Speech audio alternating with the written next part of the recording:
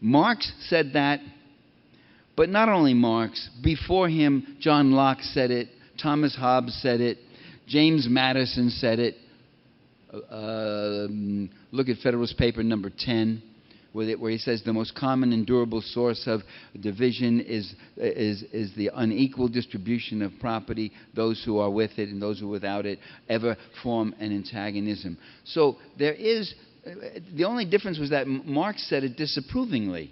These other guys said, yeah, that's true. That's the way it is, and the state should protect us against all of you great masses of peasants and the like. There's another state function that's seldom mentioned. It consists of preventing the capitalist system from devouring itself. One of the key functions of a capitalist state is to protect the capitalist system from the capitalists. They can be very dangerous. One of the big problems created by capitalism is overcapacity and overproduction. If I do everything I can to draw surplus value out of you, to get you work harder and faster and longer hours so that I can make more and more stuff, the question does come up as I cut your wages and I keep getting all this. The question comes up, who's going to buy all of this? So there's a constant tendency toward overproduction and such. An economy that's dedicated to speed-ups and wage cuts, to making workers produce more and more for less and less, is always in danger of a crash. To maximize profits, wages must be kept down. But someone has to buy the goods and services being produced, and for that, wages have to be kept up. There's a chronic tendency, as we're seeing today, right before us, toward overproduction of private sector goods and services and underconsumption of necessities by the working populace. So you've got this glut of goods, and you've got all these refrigerators that haven't been sold, and all these cars and this and that, and you've got these workers who have to live on food stamps. So literally, the more essential things are not there for them. In addition, there's the self-destruction created by the moneyed players themselves. If they're left completely unsupervised, the more powerful components of the financial system begins to devour less organized sources of wealth. Marx put it this way. He said, one capitalist will kill many capitalists. And that's what the history has been. And it was remarkable that he was saying this in 1850 when there wasn't the kind of multinational corporate massive size of it. But he could see that tendency. He could see small artisans, small businesses getting gobbled up and wiped out, and these companies beginning to grow and centralize and such.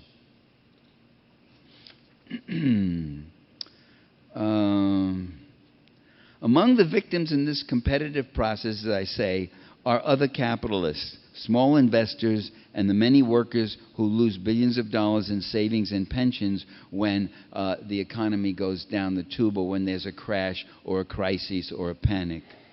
The free market ideology is anchored in the classic laissez-faire theory. For the students here, you know, laissez-faire means let it be on its own. What claims that the theory that claims that everyone should pursue their own selfish interests without restraint.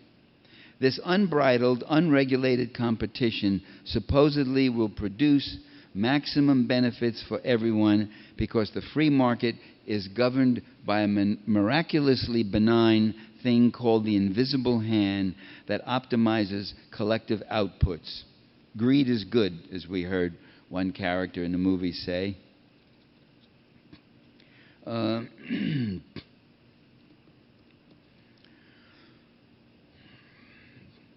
The recent, from 2008 to today, the recent multi-billion-dollar bailouts by the federal government and the White House under two administrations, under Bush and under Obama,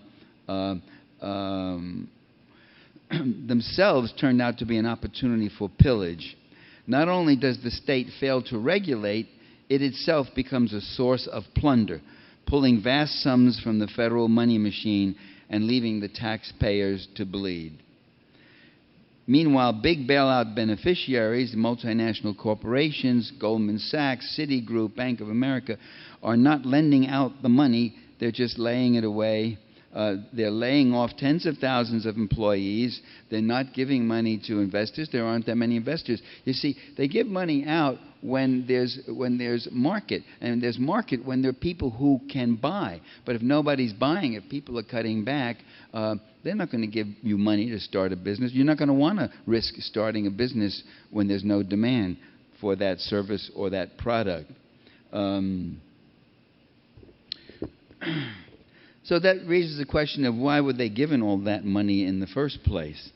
In sum, free market corporate capitalism is, by its nature, a disaster waiting to happen. Its essence is to transform living nature into mountains of commodities and commodities into heaps of dead capital. When left entirely on its own devices, modern industrial and financial corporate capitalism foists its diseconomies, its toxicity and criminality upon the general public and upon the natural environment, and it begins to devour itself. The disaster was unfolding that happened in 2008 and is still with us. That disaster was unfolding before our very eyes. But no mention was made of it because Wall Street was doing so well over the last 8 years. The Dow Jones was up at record highs, but the real economy was something else. In the USA, while the Dow Jones was up, while on Wall Street everybody was so happy, they were making money. 6 million people in that period that I just mentioned, let's say in the years up to 2008, 6 million more people sank below the poverty level. A poverty level that itself is very unrealistically low. I mean, that poverty level was set in 1940 when it was not assumed that working people needed a car. A car was a middle-class item in there. Trust me, I can tell you that. It's not even accounted for as an expense in setting the poverty level. It should be much higher. It's much more expensive to live in this country, even at the poverty level. Median family income in that period up to 2008 declined by $2,000. 7 million people lost health coverage, such as it is. The consumer debt more than doubled. And that's a very revealing datum because that's part of that bubble that was left. It was first double employment. The wife went out, and so now they both were working to maintain the same level. And finally, when they couldn't keep up, they start maxing out on their credit cards and the like. And by the way, the consumer debt, credit card debt, is not because Americans are shopaholics. That's a lot of baloney. Every study shows that people fall into serious debt. It comes when they lose their jobs or when they suffer some physical illness and can't pay the medical costs. What do you have? You got $10,000 right here on this piece of plastic, and you'll worry later about how you're going to pay it back. And it won't be $10,000 when the interest starts compounding and all. So working people were maxing out. Is the present crisis caused by a chronic tendency toward overcapacity and hyperaccumulation by the few, as Marx would have it? Or is it the personal avarice of people like the Wall Street speculators and predators? In other words, is it systemic? Or is it a case of individual venality? Actually, I would say the two are not mutually exclusive. Corporate capitalism breeds and promotes the plunderers and sometimes rewards the most unscrupulous among them. Look at Bernie Madoff. He was making out for years. It is systemic. All the Wall Street hedge funds and subprime mortgages were not the cause of the crisis, but a symptom. They involved people with more money than they knew what to do with, creating unsecured securities and imaginary values, was money chasing money and expanding in a kind of Alice in Wonderland way. In sum, the crimes and crises we